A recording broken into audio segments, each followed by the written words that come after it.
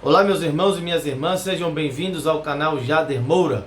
Hoje daremos continuidade à disciplina de religiões comparadas, conhecida também como seitas e heresias. Se você é novo em nosso canal, aproveite e se inscreva, deixe aí o seu like, o seu comentário, compartilhe esse vídeo também com toda a sua família e com os seus amigos. Siga-nos também no Instagram, vou deixar o endereço aqui para que depois vocês possam acessar. Se você deseja também se tornar um dos nossos alunos do curso básico em teologia, entre em contato conosco.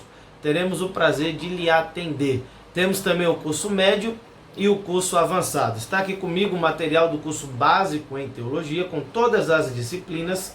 Assim que você efetuar a matrícula do curso, você recebe esse material para poder estudar. Se você deseja apenas adquirir o livro, também entre em contato conosco, para que você possa adquiri-lo e assim expandir o seu conhecimento bíblico e teológico, ok? Bem, no primeiro vídeo nós demos aqui uma introdução acerca do que é religião, do que é seita, do que é heresia. Falamos sobre os conceitos que boa parte das religiões tem acerca de Deus, acerca do homem, acerca do mundo. Falamos também das principais características das seitas, dos principais ensinos e contradições também existentes nas seitas e heresias, certo? Hoje, na segunda parte do nosso vídeo, nós iremos falar um pouco aqui sobre as principais seitas e heresias existentes na atualidade. Não iremos falar de todas, iremos falar apenas de algumas, e também não iremos demorar muito tempo falando sobre cada uma delas. Depois eu quero fazer outros vídeos falando de cada uma, para que eu possa ter mais tempo de explorar este assunto, falando individualmente de cada seita, de cada agrupamento religioso, para que vocês conheçam com maior profundidade. Mas hoje nós iremos dar aqui um panorama geral, o que já vai lhe ajudar muito no conhecimento acerca dessas seitas, ok? No decorrer da história, nós tivemos aí muitas seitas e muitas heresias, que surgiram ali no primeiro século da igreja cristã. Tivemos o gnosticismo, logo após o montanismo e também o arianismo. Nós não iremos falar de nenhuma delas agora, certo? Vou fazer um vídeo falando de cada uma, mas nós iremos abordar aqui as principais seitas da nossa atualidade, que são chamadas de seitas pseudo-cristãs, uma vez que elas se declaram cristãs, mas seus ensinos contrariam, se chocam ou se opõem ao que a Bíblia Sagrada ensina. E a primeira delas, talvez a mais conhecida, são as Testemunhas de Jeová. Bem, as Testemunhas de Jeová são uma das seitas mais bem organizadas e mais bem estruturadas de que temos conhecimento.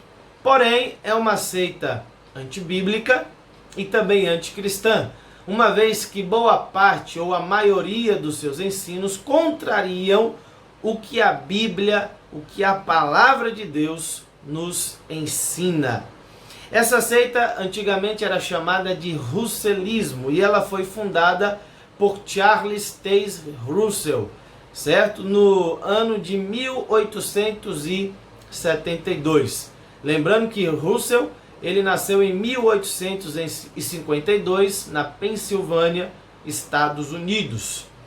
Ele participou também da igreja presbiteriana, passou por várias outras denominações no decorrer da sua história, da sua trajetória, até se autodenominar pastor e juntar um número de pessoas ao seu redor, começando assim a ensinar as heresias existentes aí na seita Testemunha de Jeová.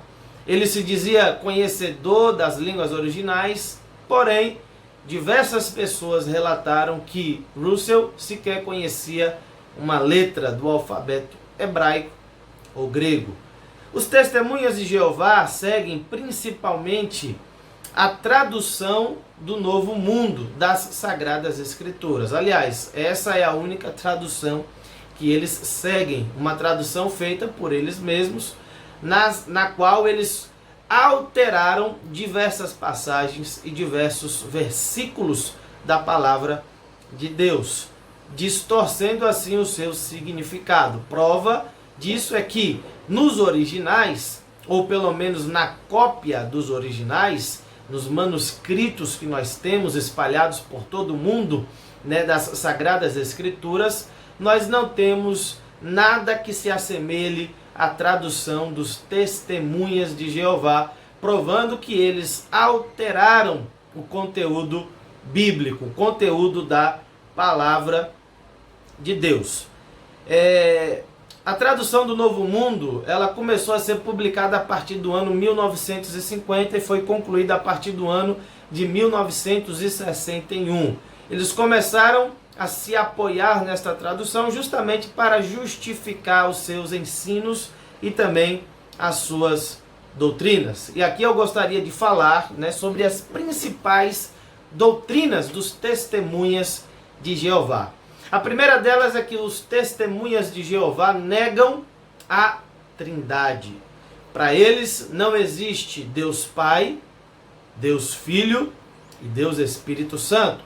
E nós sabemos que existe um só Deus, mas que coexiste em três pessoas, o Pai, o Filho e o Espírito Santo. E eu prometo a vocês, fazer um vídeo falando apenas acerca deste assunto, da Trindade, uma vez que muitas pessoas não conseguem compreender corretamente ou adequadamente acerca desse assunto. Mas a questão é que a Bíblia, de Gênesis a Apocalipse, fala acerca da Trindade, principalmente no Novo Testamento, declarando Jesus como sendo Deus, o Espírito Santo como Deus, né? E Deus coexistindo em três pessoas ao mesmo tempo, o Pai, o Filho e o Espírito Santo, embora sejam pessoas distintas, todos eles são Deus. E nós temos diversos versículos que podem demonstrar isso. Gênesis 1, 26, Neemias 9, 6, João 1, 3, Jó 26, 13, 2 Coríntios 10, 1, Efésios 1 e 19, Filipenses 3, 21, Atos 5, 3 e 4 e Hebreus 13, 8 e diversas outras passagens que você pode estar pesquisando aí na sua casa, tá certo? A segunda doutrina dos Testemunhas de Jeová é que eles negam a divindade de Cristo. Isso daqui é um absurdo, pois no Novo Testamento, em diversas passagens, em diversos textos, Jesus é declarado Deus. Ele é o Deus encarnado. Ele é o próprio Deus em carne, o Emanuel, o Deus que se manifestou em nosso meio, o Deus que se entronizou em nosso meio, o Deus que se fez carne para salvar toda a humanidade. Porém, os Testemunhas de Jeová negam a divindade de Cristo, afirmando ser ele uma criatura de Deus e não o Criador dos céus e da terra, tá certo? Outra coisa que eles falam é que eles não aceitam a personalidade e a divindade do Espírito Santo. Então eles negam a divindade e a personalidade do Espírito Santo de Deus. Para eles, o Espírito Santo é apenas uma força ativa, uma energia que emana de Deus, mas que não tem personalidade, que não tem atributos pessoais, que não tem características pessoais. No entanto, em diversas passagens da Bíblia, como em Atos 5, 3, 4, 8, 29, 10, 19, 20, 13, 2, 16, 6 e 7, Romanos 8, 26 e 27, diversas outras passagens, nós iremos perceber que o Espírito Santo é Deus e que ele possui atributos próprios. Ele possui personalidade, ele possui sentimentos, vontade própria, certo? Então ele não é uma força ativa, ok? Eles também negam a continuidade da vida depois da morte. Os Testemunhas de Jeová acreditam que depois da morte não existe uma continuidade, principalmente para os ímpios. Eles são também aniquilacionistas, certo? acreditam na destruição da alma dos ímpios e acreditam que a alma dos justos fica em estado de sonolência até a ressurreição.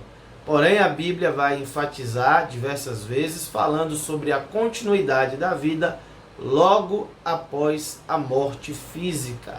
Isso em Atos 1:21, 7:59, Filipenses 1:21, Lucas 16, 19 ao 31, 23, 42 e 43, Hebreus 12, 22, Apocalipse 7, versículos 9 e 14, certo? Então você pode estar pesquisando aí na sua casa e vendo que de fato existe vida após morte, continuidade da vida logo após a morte física.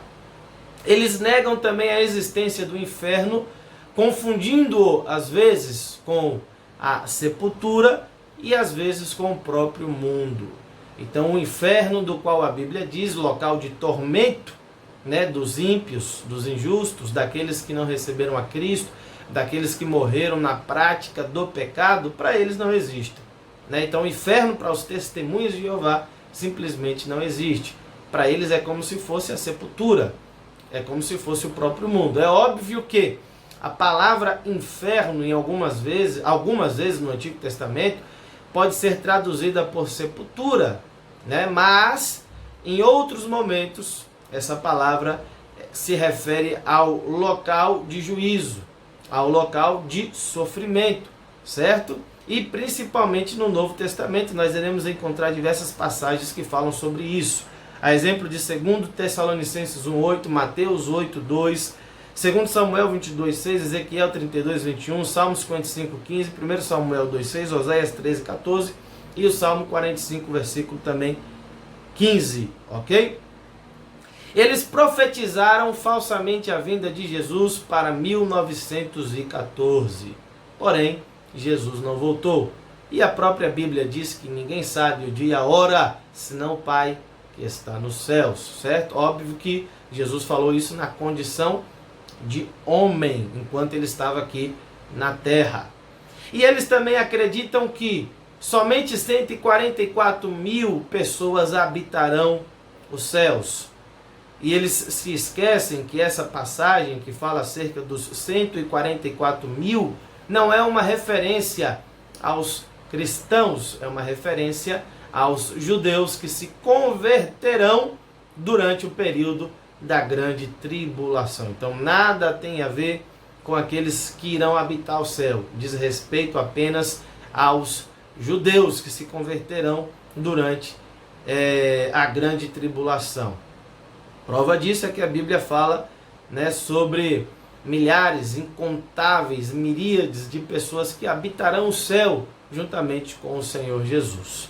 João 14, a partir do versículo 1, João 17, 24, 1 Coríntios 15, 51, Apocalipse 3, 24 são exemplos disso, ok? Então os testemunhas de Jeová, eles apresentam muitas outras doutrinas, né, que contrariam os ensinos da palavra de Deus. E como eu disse em um outro vídeo, eu estarei falando apenas deles, né, explicando nos detalhes cada uma dessas doutrinas, ok? O segundo grupo é o dos adventistas, os adventistas do sétimo dia, conhecido como adventismo ou sabatismo, que mistura aí verdades bíblicas com erros doutrinários, né, provindos aí de interpretações isoladas e forçadas das Sagradas Escrituras. Esta seita ela foi fundada por Guilherme Miller, que era fazendeiro de pouca instrução, porém pregador, né, da palavra de Deus. E ele acaba interpretando as passagens de Daniel, principalmente Daniel capítulo 8, de forma totalmente equivocada, né, totalmente errada. E ele acaba profetizando a vinda de Jesus para o ano de 1843. Porém, quando ele viu que Jesus não havia voltado, ele refez os cálculos e profetizou a vinda de Jesus para o ano de 1844. E mais uma vez, Jesus não voltou naquela data. E aí ele desistiu. Mais tarde surgiu a senhora Ellen White, que deu continuidade aos ensinos, né, de Guilherme Miller, aprofundando algumas teorias, algumas doutrinas, mudando algumas coisas. E, segundo ela, a explicação de Daniel era uma explicação alegórica, espiritual. Para ela, Jesus tinha voltado naquela data, espiritualmente falando, certo? E aí eles acabaram remarcando diversas vezes a volta de Jesus para 1847, 1850, 1852, 1854, 55, 66, 67, 68, 77 e várias outras vezes, e até agora Jesus não voltou. Daí vocês podem perceber, né, que essas doutrinas e esses ensinos não são confiáveis. As principais doutrinas, né, dos adventistas são, primeiro, eles negam a vida depois da morte. Então, da mesma forma que os testemunhas de Jeová, eles também creem no aniquilacionismo da alma dos ímpios logo após a morte física. Então, eles não creem que a alma do ímpio permanecerá depois da morte, ok? Eles também negam a existência do inferno, tal qual os testemunhas de Jeová, e conforme nós já explicamos, e alegam que o maior mandamento é o sábado. E aí, eu vou tirar um dia justamente para falar apenas sobre isso, porque nós temos aqui muito assunto, né, para falar acerca do sábado, né, por que eles guardam sábado, por que o sábado, né, a guarda do sábado não é mais obrigatória. Então nós estaremos falando isso em em um outro momento, em um outro vídeo. Vale ressaltar que dos 10 mandamentos, né, lá do Antigo Testamento, apenas 9 são reafirmados no Novo Testamento. E justamente o do sábado não é reafirmado. Em nenhum momento você vai encontrar os apóstolos, os discípulos, o próprio Senhor Jesus ensinando e falando sobre a obrigatoriedade dos cristãos guardarem o sábado. Então não existe nenhum versículo do Novo Testamento que fale acerca da guarda do sábado como algo obrigatório, como acontecia no Antigo Testamento. E interessante é que dos 10 mandamentos, 9 são reafirmados, com exceção da guarda do sábado, ok? Outra coisa interessante também que eu já posso adiantar para vocês é que os discípulos, eles se reuniam para adorar a Deus, para distribuir mantimento aos pobres, né, e ajudar os irmãos, e para celebrar a Santa Ceia do Senhor no domingo. Então, desde o tempo apostólico, os discípulos tinham o costume de se preparar para adorar, para cultuar, para ceiar, justamente no domingo e não no sábado, uma vez que o domingo é o dia da ressurreição do nosso Senhor e Salvador Jesus Cristo, ok? O outro grupo do qual nós estaremos falando é do Espiritismo. Este é um movimento religioso, né, que possui um caráter científico em alguma das suas manifestações, porém boa parte das suas manifestações já são bem antigas. Ele começou a se organizar a partir do dia 30 de abril de 1856 por Léon Hippolyte Denisard de Rivail. Então este homem, né, foi quem começou a organizar, né, as doutrinas espíritas, dizendo ser ele aí a reencarnação do celta Allan Kardec, ok? E quais são as principais doutrinas do Espiritismo? Nós temos aqui, uma delas é a comunicação com os mortos. Então, segundo a doutrina espírita, nós somos capazes de manter comunicação com aqueles que já morreram. No entanto, na Bíblia, tal prática é condenada quando aparece, pois sabemos que não são os espíritos de pessoas que viveram na Terra que se manifestam, mas espíritos demoníacos, tá certo? Então nós temos orientações na Bíblia acerca disso em Deuteronômio 18, 9 ao 14, Isaías 8, 19 ao 20, Levítico 19, 31, 20 e 26, capítulo 20, versículo 6, e Êxodo 22 e 18, ok? Eles também falam acerca da autossalvação, ou seja, para eles, cada pessoa é responsável pela sua própria salvação, ou seja, você pode adquirir, você pode conquistar, você pode alcançar a salvação por méritos próprios, principalmente através da prática das boas obras. No entanto, a Bíblia diz que a salvação é por graça, é favor imerecido, mediante o sacrifício de Jesus, através do sangue de Jesus, a partir do momento que nós nos arrependemos e entregamos a nossa vida a Cristo. É óbvio que nós, como cristãos, devemos praticar boas obras, mas não para sermos salvos, mas porque já somos salvos, ok? Em relação a isso, nós temos diversos versículos, João 1,12, 3,16, 5,24, 6,43, Atos 16,31, Romanos 3,10 ao 12, 22,38, Isaías 64,6, que vai falar acerca da nossa salvação. Então a salvação não é conquistada por méritos humanos, mas por meio dos méritos de Cristo, uma vez que nós somos indignos diante de Deus. Eles também vão falar acerca da reencarnação, ou seja, segundo a doutrina espírita, o homem, depois da morte, pode assumir um novo corpo, né? Então a alma dele vai procurar um outro corpo que já foi preparado para ele, a fim de reencarnar neste novo corpo e dar continuidade à sua vida aqui nessa terra. Então, segundo eles, a pessoa pode passar por sucessivas reencarnações. E a Bíblia não vai dar nenhum respaldo em relação à reencarnação.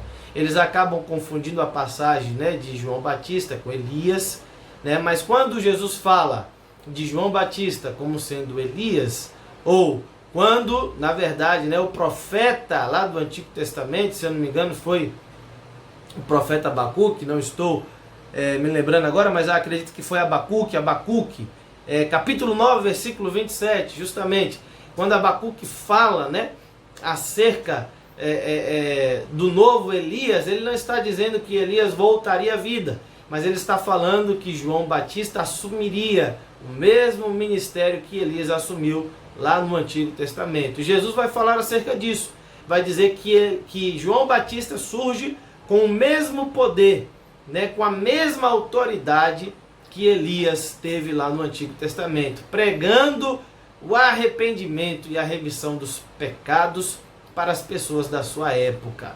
Então era um outro homem, uma outra pessoa, porém com o mesmo ministério, ok? A Bíblia vai falar da encarnação de Cristo, ou seja, quando Jesus assume a forma humana, a forma corpórea, ok? Não vai em momento algum falar sobre reencarnação. Nós temos algumas passagens, como Apocalipse 14, 13, Jó 10, 21, que vão falar também acerca disso. Outra doutrina dos espíritas é que Deus está longe demais, ou seja, nós não podemos sentir a presença de Deus, ou ter comunhão com Deus, ou conversar com Deus, ou ter qualquer tipo de contato com Deus. No entanto, a Bíblia nos ensina, desde Gênesis até Apocalipse, que sim, nós podemos ter comunhão com Deus, uma vez que Ele se manifestou a nós, uma vez que Ele nos criou para que nós tivéssemos comunhão com Ele, uma vez que esse é o desejo do próprio Deus. Então nós encontramos isso em João 14, 23, Isaías 55, 6, 59, 1, Levítico 19, 31, 26, Deuteronômio 18, do versículo 9 ao versículo de número 12. O Espiritismo ele também, né, se manifesta de diversas formas, né? Temos aí manifestações do Espiritismo no Candomblé, na Umbanda, Quimbanda, Espiritismo científico e etc. E para nós finalizarmos, nós temos aqui a Igreja da Unificação.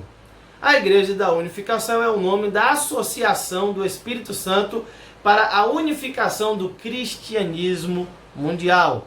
Esta seita ela foi fundada em 1954, lá na capital da Coreia, por Sun Myung Moon, ou também conhecido como Reverendo Moon.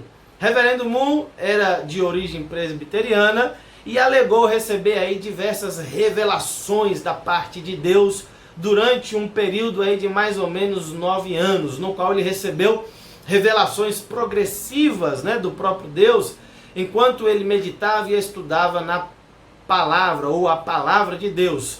E segundo ele, ele manteve comunicação com Jesus, com Moisés, com Buda e direta com Deus. Então, camarada, ele foi especial, né? Porque ele conversou com diversos personagens da Bíblia Sagrada, incluindo Jesus e o próprio Deus.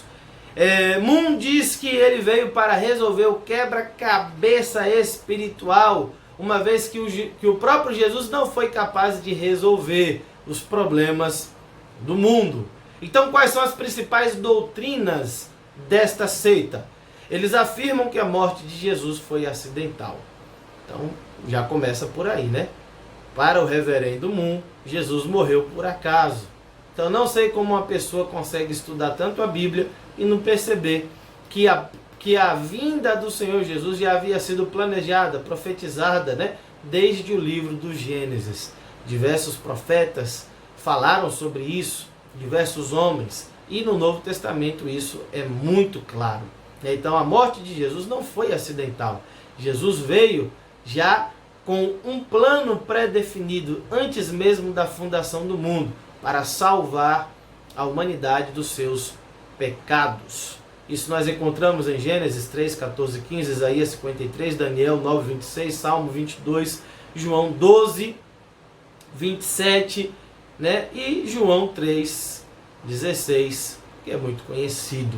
Outra doutrina, eles afirmam que Jesus não concluiu a salvação. Então, para o Reverendo Moon, Jesus não foi capaz de concluir o plano da salvação. Ou seja, Jesus fracassou, da mesma forma que outras pessoas fracassaram no início. E que ele foi escolhido agora para, além de salvar a humanidade por meio dos seus ensinos, ele foi escolhido para trazer novas revelações, chamando isso de o Terceiro Testamento, né? Nós temos o Antigo Testamento, o Novo Testamento, e o Reverendo Moon diz ter o Terceiro Testamento, que resolve os problemas do mundo e que, por meio dele, dos seus ensinos, nós podemos alcançar a salvação. Então ele se tornou mais importante do que o próprio Cristo. Só que nós sabemos que ele não chega nem aos pés do Senhor Jesus, certo? Eles negam a divindade do Senhor Jesus. Então, se ele diz que a morte de Jesus foi acidental e que Jesus não foi capaz de concluir a salvação, é óbvio que eles não consideram Jesus como sendo Deus. Para eles, Jesus só foi um profeta enviado, né, por Deus, mas que falhou na sua missão. Porém, Hebreus 1:8, João 1:18, capítulo 20, versículo 28, Romanos 9:5, Tito 2:13 e diversas outras passagens vão falar sobre a divindade do Senhor Jesus. E eles também ensinam acerca da autossalvação. Então, para eles, o homem é capaz de se auto-regenerar, de salvar a si mesmo, principalmente se ele seguir os ensinos do Reverendo Moon. Então, essas foram as principais seitas das quais nós escolhemos falar hoje, certo? E no próximo vídeo nós iremos detalhar, né, melhor esse assunto, falando de cada uma delas, e vamos falar também de outras seitas existentes, né, na atualidade, que também são importantes, né, para que tenhamos um conhecimento maior acerca da existência e dos ensinos dessas seitas, para que estejamos preparados para evangelizar essas pessoas e também para não sermos pegos de surpresa quando alguém nos questionar acerca da nossa fé, ok? Que Deus abençoe a sua vida, que Deus abençoe a sua família e até o nosso próximo vídeo, se Deus quiser.